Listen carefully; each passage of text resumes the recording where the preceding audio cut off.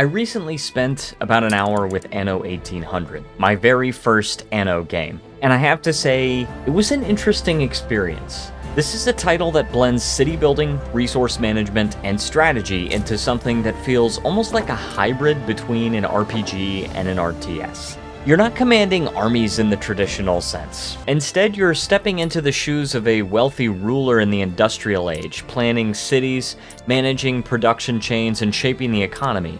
It almost reminded me of Crusader Kings 3, except here the focus is on a much smaller timescale and a far more micro level of control. The satisfaction comes from seeing your settlement grow piece by piece, not from conquering vast territories. One of the things I enjoyed the most was the city planning. Deciding where to place houses, factories, farms, and markets gave me that satisfying feeling of fitting puzzle pieces together, like Tetris. You have to think about efficiency, where goods are produced, how they get to your people, and how to balance your economy so nothing is overproduced or in short supply. It's the kind of strategic thinking I enjoy. This really reminded me of Crusader Kings 3 when I do the same thing, about how, for example, there's a point where I put a mine on a clay deposit, and then it makes sense to put a not only brick factories right next to it, but then also a warehouse right next to those, so that the clay is getting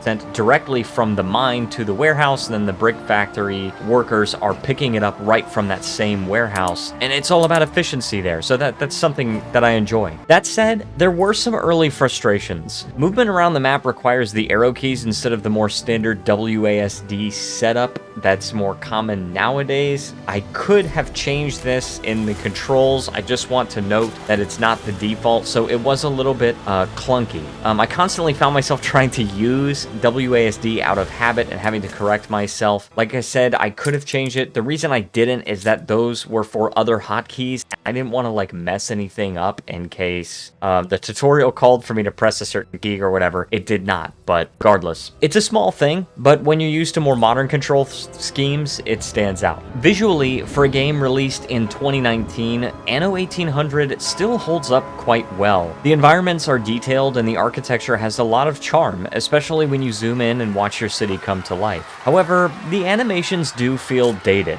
Not enough to take you out of the experience entirely, but enough to notice if you played newer city builders or grand strategy games. Where I think Anno 1800 struggles, at least for new players like me, is in the user interface and the onboarding process. Even with the in-game guidance turned on, the game leaves a lot for you to figure out. Coming from CK3 or Victoria 3, I miss the kind of rich context-sensitive tooltips those games use to ease you into complex systems. Here, you sometimes feel like you're fumbling through menus and mechanics until something clicks. Despite that, I found myself engaged. There's something compelling about the way Anno 1800 handles its economy, balancing production, trade, and expansion. And there's a real sense of ownership when you see your city thriving. The loop of gathering resources, producing goods, and satisfying your citizens' needs is rewarding, even in such a short session. So would I recommend Anno 1800? For strategy fans, yes, though with some caveats. If you enjoy economic management and city building, there's a lot to like here, but it's not the most intuitive for newcomers. If you're willing to wrestle with the UI and overlook some dated elements, you'll find a solid